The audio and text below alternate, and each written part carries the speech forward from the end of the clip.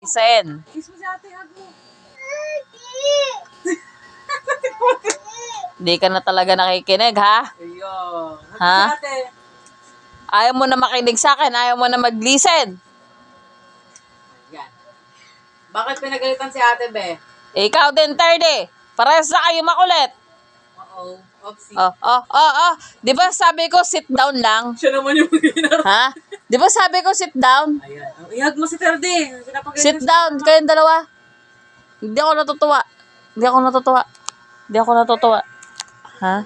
Sit down. Hindi ako natutuwa. Sabi ko mag-sit down lang. Sit down! 30! Hindi! Ay, ang titigas agad ng uling ko, guys. Di ba sabi ko magle-listen kay mama? 30. Yasi. Anong babay? Putol. Ah. Yasi, di ba?